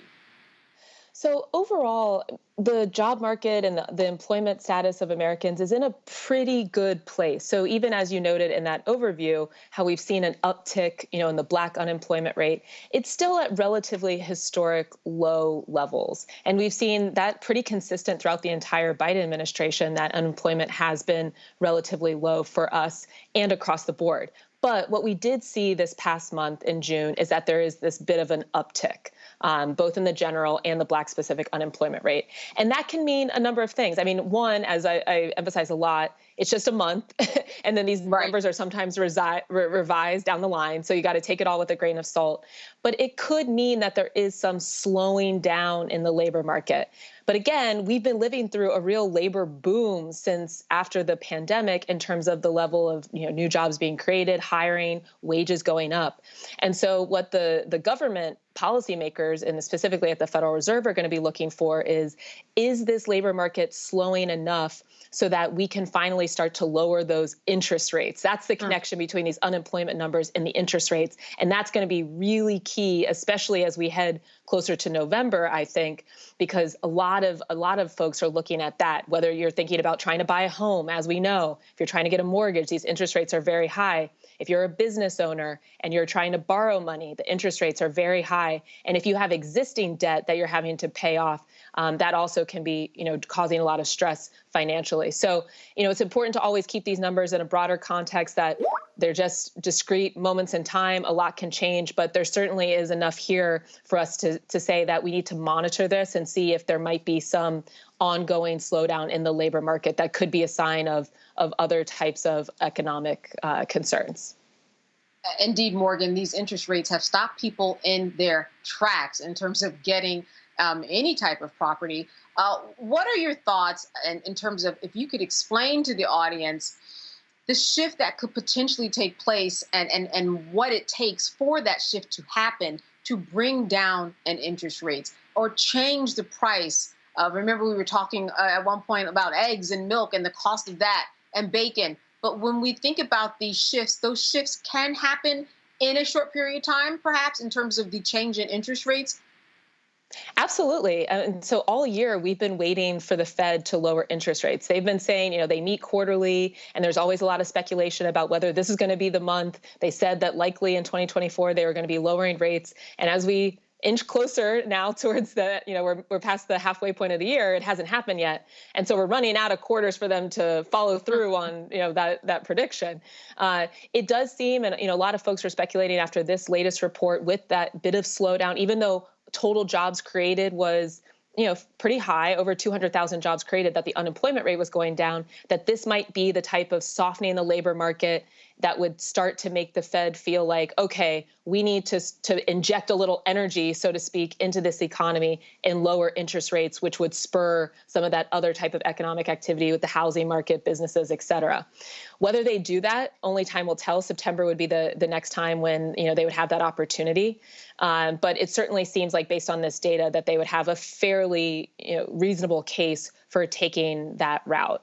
And that would, that would be something, like I said, that a lot of people have been anticipating, but you never know exactly what the Fed's going to do. In terms of the connection to prices, that's where I do think we need to consider the range of factors that can go into prices. So let's look at housing, for example. Okay. The interest rates being high, that does impact the price of mortgages. That could lead people to hold and not want to sell a house, make it difficult to buy a house. Although I don't know if you're seeing, I'm starting to see in Columbus, Ohio, where I live, a lot more houses on the market. I think people are starting to just move regardless of interest rates being somewhat stagnant now because they need to get a bigger home if they've had another kid, whatever.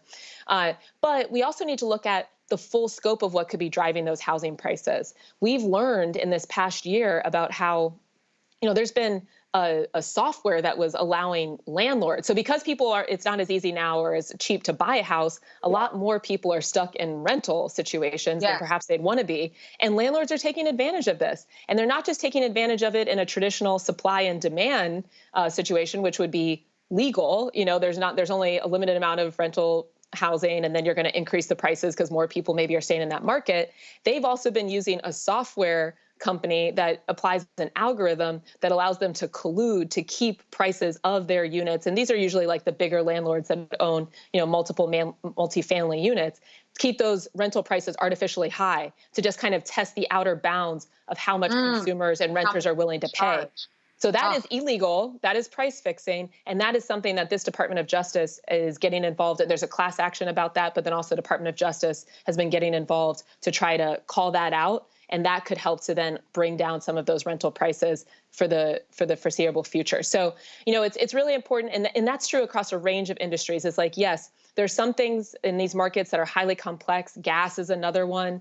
Housing, there are many factors that play into what exactly are the prices we're experiencing as consumers. But in a lot of these, we've found with more aggressive enforcement over the past couple of years that there's been illegal conduct from large corporations that have been contributing to high prices as well. And that's where we need the government to really step up in addition to affirmative policy making to enforce the law and cut down on some of this illegal behavior. Wow. Morgan, where does the election cycle play into any of these changes, you think, in terms of unemployment and how people feel about themselves to go out and do what they need to do that actually changes the numbers that we are talking about? How have you seen that play into things? Well, in terms of policy making, in theory, the election cycle has no impact. The Federal Reserve, and I'm only smiling because I think there are now a lot of people who question that. But in theory, the Federal Reserve is an independent body. President Biden, who currently it's part of his administration, has no role over what exactly the Fed does or what decisions they make. But people are human, and the Federal Reserve is made up of individuals that exist in this country and in this world, and they consume media like the rest of us and are, taking in all of the inputs and making their best calls and decisions.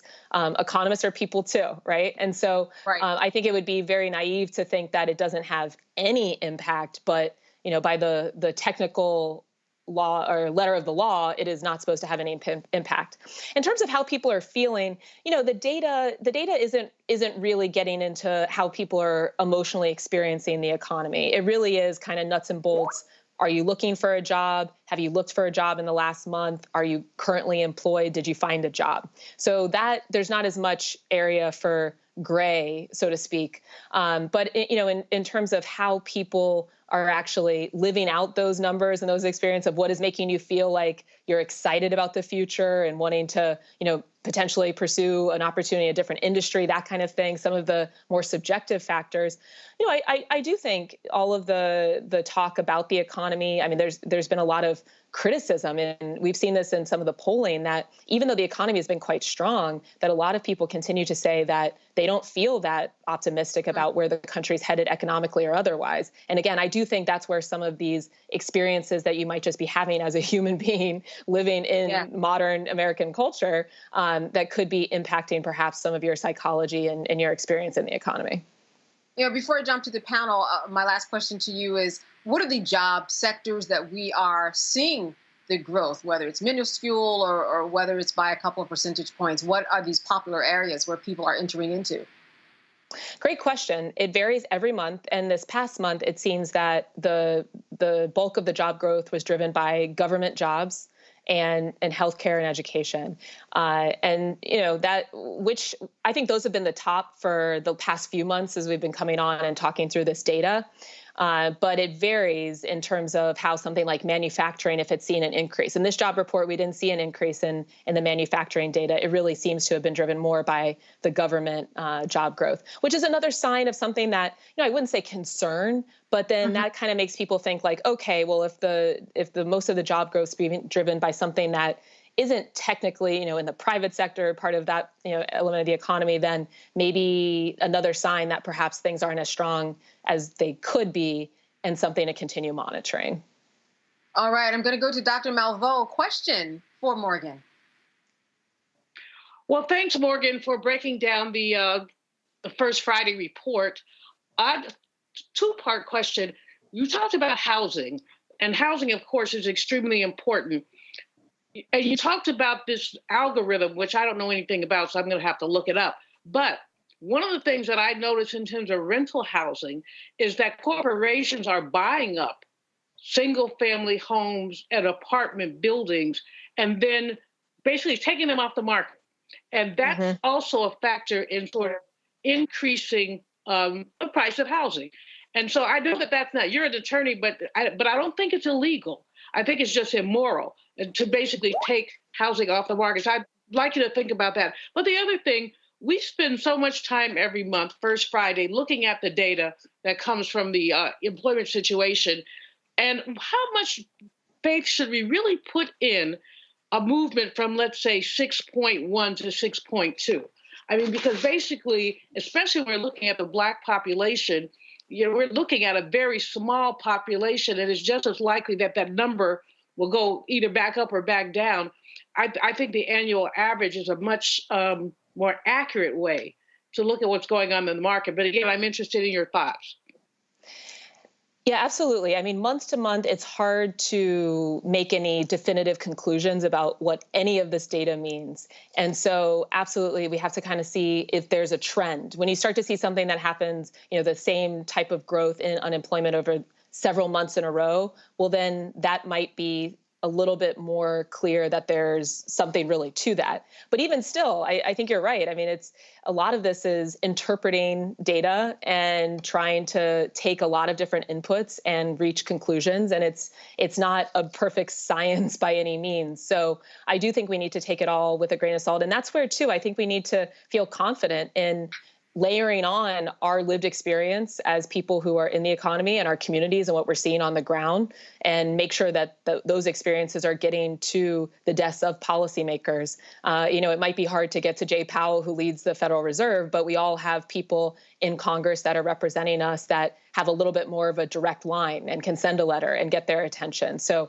I think you've identified a really key point that in addition to the individual monthly data not necessarily being indicative of conclusive situation in the economy, that also we should feel confident in supplementing that data with what we're experiencing on the ground. It's as valid as any individual data point that we're reading about in CNN month to month.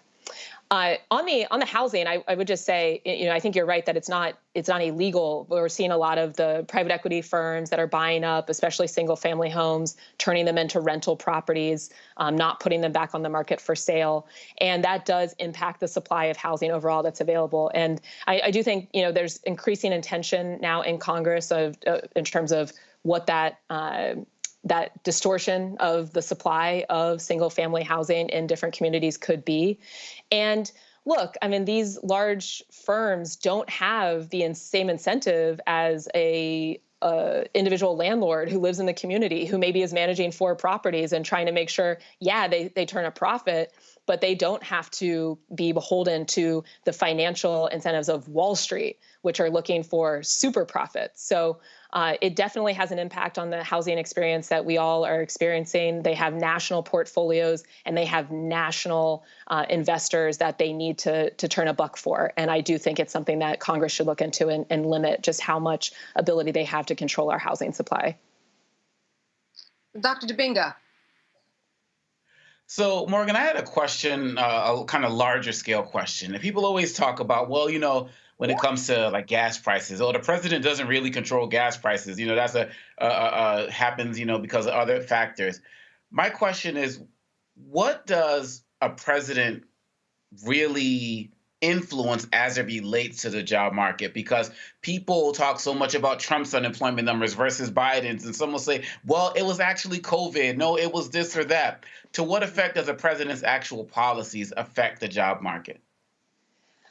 Well, I'm gonna get to that, but I do want to say that the president has control over gas prices, just so we're clear on that too. And in this administration, we saw unleashing some of the strategic reserves for sure helped to lower gas prices, though that's a global market. It's complicated. Having the Federal Trade Commission that was going after and exposing how an oil executive was colluding with OPEC to keep oil prices artificially high, leading to higher gas prices, about 2 to 4 additional thousands of dollars that every American family was paying during the pandemic because of this collusion. That's something this administration's gone after. And that for sure will have an impact on keeping at a minimum gas prices stable and likely lowering them. So I agree. I mean, we have to push back on this narrative that, oh, things are just so complicated and what could anyone do? And if Trump, they're in office, but it's so hard. No, there are things that can be done and there are things that have been done, and we need to keep clear on the facts. Now, when it comes to the labor market, I mean, this is getting back to the manufacturing jobs that I mentioned. This was a month where we didn't see growth in the manufacturing sector. But as I'm sure a lot of us know, there's been big investments from the administration in the manufacturing sector, the Infrastructure Act and some of the climate investments and building out the CHIPS Act. But these are longer term projects. And so that is a lever that Congress has been able to utilize in passing this legislation, but the president's support of that legislation and making sure that the federal bureaucracy was also going to be on board to implement some of these grants, like Department of Commerce, which is in charge of the implementation of the CHIPS Act, which is going to increase our domestic production of semiconductor chips, which fuel pretty much every electronic at this point and a lot of different manufacturing items in the whole economy. That only happens, I would say, because of the leadership out of the White House that got to that bipartisan legislation in a really difficult political environment. So the issue, though, is that it's not right away. I live in Columbus, Ohio. It's in Central Ohio is one of the regions that's going to get one of these Intel plants in the northeastern part of our region. And they're only beginning to sort of break ground there. It's going to be several years before we really see that as a functioning manufacturing facility that then is going to have, even more jobs. So, it's what makes it hard, because I think politics is a game of immediate returns. You have a story that you can tell to help get elected. And sometimes the right thing is long-term investment. And we know we need that as a country. And having the type of leadership that's going to pull that off, it isn't always congruent with getting the quick hit on cable news, but it might be absolutely essential for us to have a functioning economy for our children and grandchildren. Yeah. All right, Gavin. All right, Morgan, thank you. Building off that point, if you were advising the Biden campaign right now, I don't believe you are, but if what a job. Don't put that on me. No pressure. I'm just kidding. If you were advising the Biden campaign, how would you be encouraging them to message the economy right now in terms of, the accomplishments that they've delivered, which you rightfully pointed out aren't necessarily being felt as accomplishments by everyone right now. Also in terms of, the president's plans when it comes to the economy for a second term. And finally, perhaps some of the detrimental economic plans that Donald Trump has in store for a second term. So just curious how you would wrap all that up and encourage the Biden campaign to talk about the economy on the stump from here on out. It's a great question. And it's one, we're grappling with at the American Economic Liberties Project, because though we are nonpartisan and engage with all sorts of stakeholders, our mission is to decrease the level of corporate concentration, economic concentration that has essentially ensured that the economic gains in our country stick with just the ones who already have it, the richest of the rich, the biggest of the businesses, to the detriment of us as workers, consumers, businesses of all sizes, businesses that actually want to follow the law. And in this administration, here's what I would just tell them to tell their story. They have actually started to turn the ship.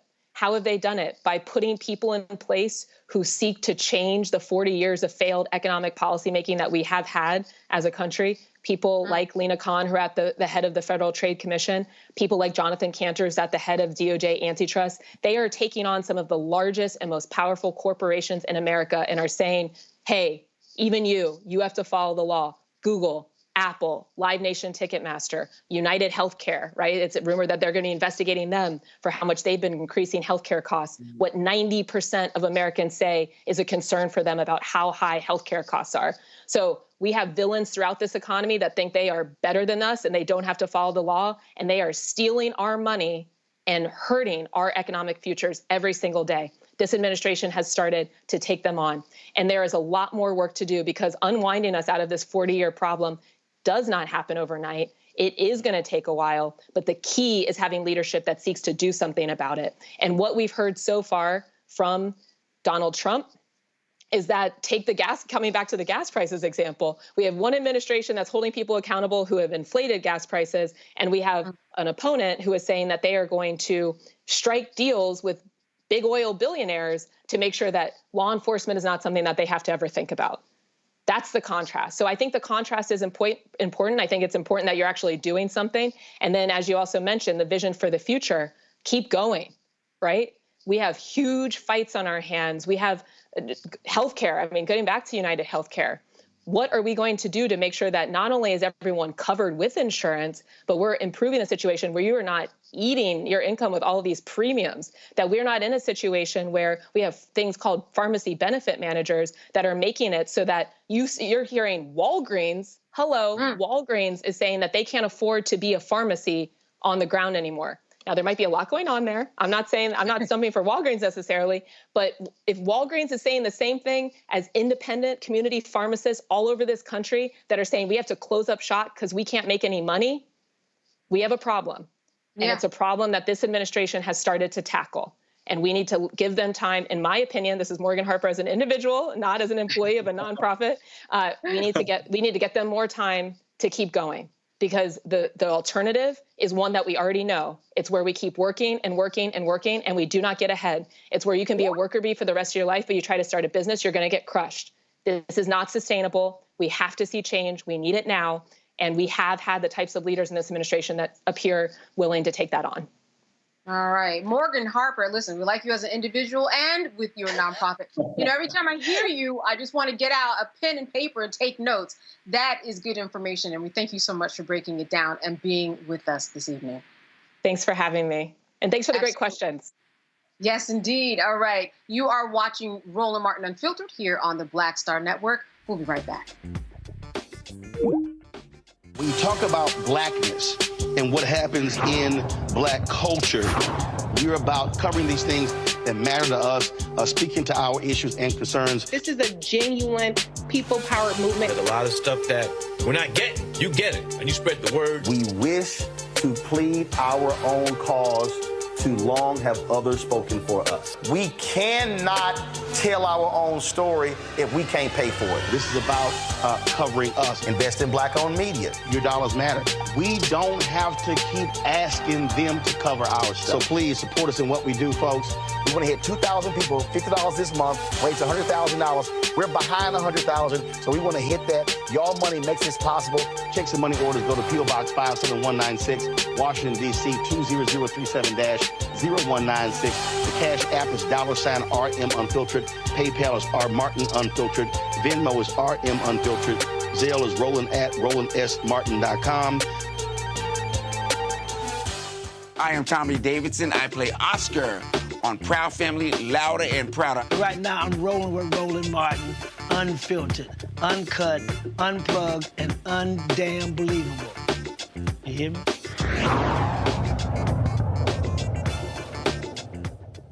All right, so a couple of weeks ago, Roland was in LA for the Netflix premiere of Beverly Hills Cop, Axel F. He sat down with stars Kevin Bacon and Joseph Gordon-Levitt. Let's take a look. So, gentlemen, glad to see you. First off, first memory of Beverly Hills Cop. What stands out? I think I was in a movie theater in New York, probably bought my popcorn, went and sat with some strangers, and, you know, watched it, loved it. I watched it with my older brother.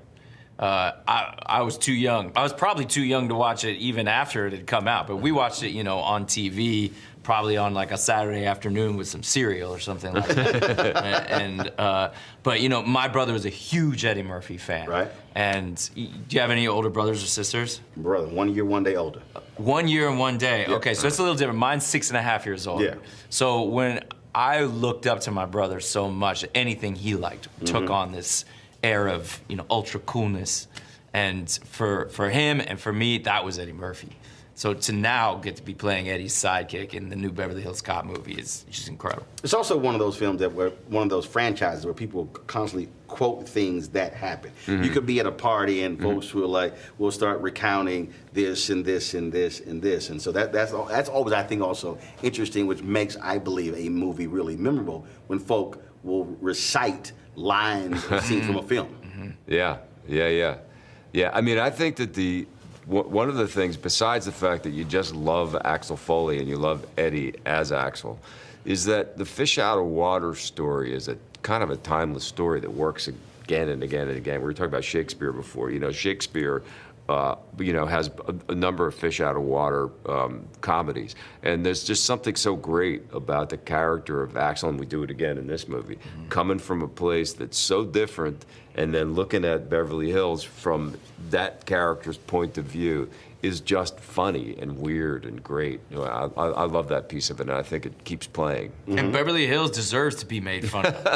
Let's be honest. Like, Beverly Hills is a lot about flaunting excess wealth. Yeah. The world doesn't need that, really. It needs someone to come from Detroit and kind of take the piss out of this wealth worship. So when you got an opportunity for this, had you worked with Eddie before? No. No. I always Never wanted had. to, of course. And so for you, it's kind of like, all right, let's do this. Yeah.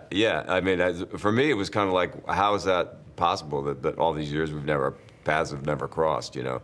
As you know, I've famously worked with a lot of people. Yeah, you are the king of the six degrees of separation. Right. So he was a first. Yes, it was the first time, and certainly a bucket list gig, you know. He is now people who play 6 Degrees of Kevin Bacon are going to use Eddie Murphy all the time. Because he's also worked with a hell of a lot of people. He's worked with a lot of people, He's going to be the first step in a lot of those games. Yes, that's true. On set, in terms of, here you're dealing with one of the funniest people in history.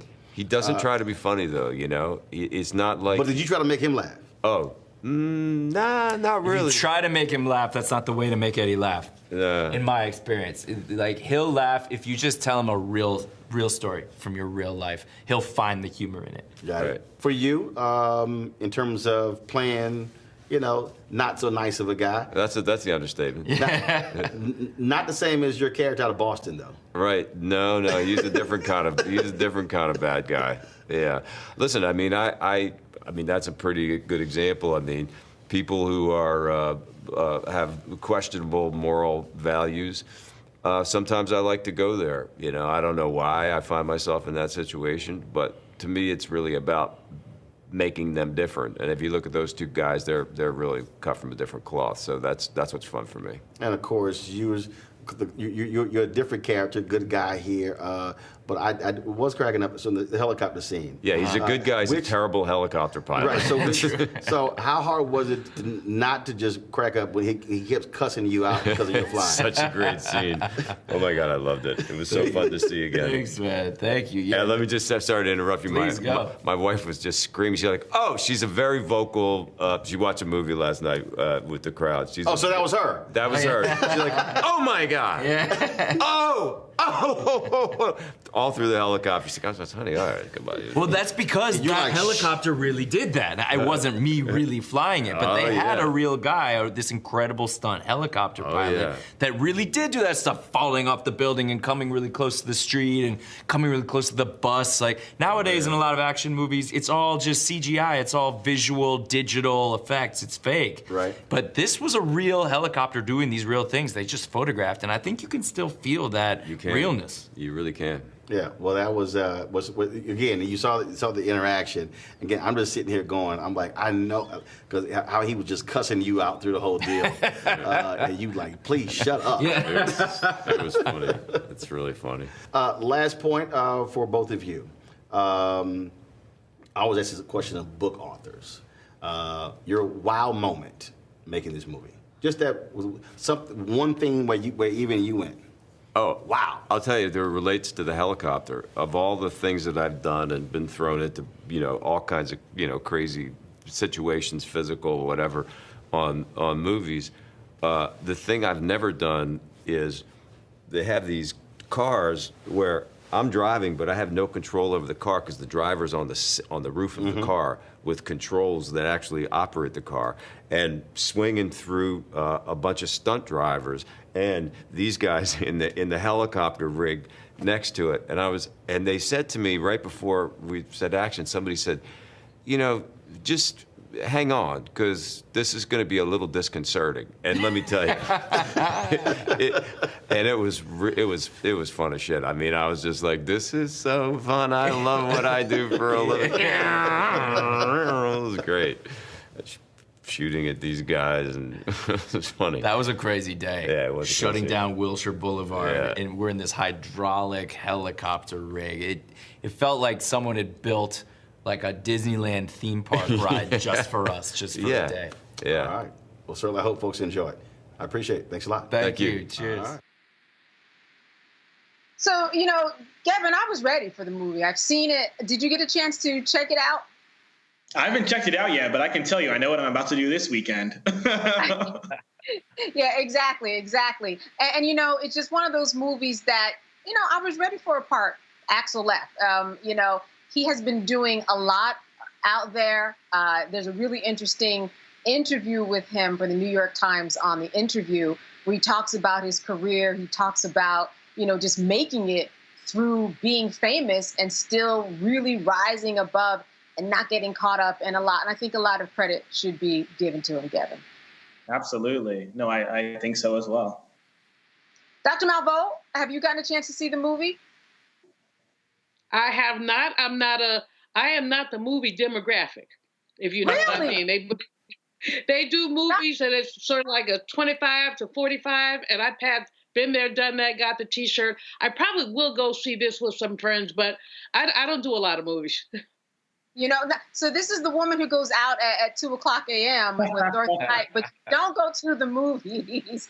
Dr. Dibinga, have you seen it? And what are your thoughts about Eddie Murphy? Because he really is coming out and telling his story, telling some stories about, he felt he was treated with racist behavior on SNL. He's really talking. Yeah, I have not seen it. It's definitely on my list. And I love the fact that he is still out there doing it as opposed to a Beverly Hills remake with some newer actor. I mean, I feel like there's such originality that's lacking in films and music today. People are just rehashing stuff from the 80s and the 90s. So I'm like, if you still got the brother from that time period, put him back in. Let's see some growth and see what's happening. I mean, with Eddie Murphy, it's just iconic, right? I mean, there's no other word that you can use to really describe him. Someone who has had real longevity, somebody who, I teach out Pilates, and so, there's music in my class, and I be playing Party all the time, his one-hit wonders. I mean, he's a guy who's, y'all know that joint, don't be fronting, so, he's had success in multiple areas, and I feel like, hey, as long as you still got the talent, keep going. So I look forward to seeing it, because I love the Beverly Hills Cop series. Yeah, I was in ShopRite the other day, grocery store, and they were playing a song, and it occurs to me, that's right, he sang that song. Well, let me go back and say that the movie, he revisits a lot of the same spaces and similar types of interactions that he does from the first Beverly Hills Cop movie. So as we leave this, I'm assuming we've all seen at least one of them. What is one of your favorite memories from Beverly Hills Cop, the original? I'll start with you, Gavin. Skip me, because I think I'm a little too young to have seen it. I hate to admit, but again, this weekend will be a complete Beverly Hills Cop watch party for me. We will get back. We will get back to you. By the time it's all said and done, you're going to buy a Munford t-shirt. Look for that when you go back. Go look it up. Go look it up. Dr. Dibinga. Yo, oh my goodness. I just showed this. My daughters are 18 and 15. I just showed this to them like 2 weeks ago. The scene where he's trying to check into the Beverly Hills Palm Hotel. And they're like, you know, they don't have any room for him. And he's lying, saying he's a journalist. And he's like, you know, I'm here. I was going to do a story on Michael Jackson. I was going to call it Michael Jackson sitting on top of the world. Right. But I guess I'm going to call it Michael Jackson can sit on top of the world as long as he don't sit on a Beverly Hills Palm Hotel because there's no allowed in there. And it's That's right. I love that. That's my favorite scene from all of the movies. You have a good memory. You have a good memory. You're going to see some of that in this movie where he's back at the front of a hotel checking in. Dr. Malveaux, can I count on you to say you've seen at least one of the movies? Girl, that has been so long ago that I forgot. Let me just be totally honest. He doesn't remember that I forgot. But that's all right. I am a big... well, listen, if you have some time... And I saw the piece in the New York Times when he talked about racism and SNL. And what struck me is how these microaggressions stay with us so long. So this is a huge star who's sitting on top of the world, not top of the hotel, Congo, on top of the world. And, you know, some slight remark that some idiotic white person made to him stuck with him. And it really just made me think about how we begin to unpack racism and unpack these microaggressions and frankly call people on them. I mean, he probably didn't feel that he had the career power at that time with SNL to say, yo, dude, that's just not cool. But as we age and grow, hopefully we take back some of that power and we call people on their BS because some of the stuff is so very impactful. And, you know, I talk about this on the show all the time, you know, the work that I'm doing, the book that does not want to be written, Lynching, the Wealth Gap and Reparations. And when you read some of these lynching stories, you also get a sense of the pain with the Black people who know about the lynchings like Rosewood and are afraid to talk about them. Yeah. And so somehow we have to think about ways to open up our eyes, but also, and more importantly, open up our mouths about this stuff. Absolutely. And no matter who you are, you can be a superstar like Eddie Murphy for decades. You still experience it, and it stings. He was hurt by what David Spade said on Saturday Night Live about his career, but he did get over it. He went back on and he hosted the show, said he was never going to do it, but he did. And I think that when people talk about Eddie Murphy and how he's making a comeback, they're wrong. He never went anywhere. It's on Netflix. All right. Thank you, Dr. Malveaux. Thank you, Dr. Dibinga, and thank you, Gavin, for being with us today. As always, your insight has been wonderful. Good to see you all. All right, and thanks for watching Roland Martin Unfiltered. He will be back tomorrow, I believe, and I'm Candace Kelly, and have a good night. Black Star Network is here. Oh, no punch! I'm real revolutionary right now. Thank you for being the voice of Black America. All momentum we have now, we have to keep this going. The video looks phenomenal. See, there's a difference between Black Star Network and Black-owned media and something like CNN. You can't be Black-owned media and be scared. It's time to be smart. Bring your eyeballs home. You dig?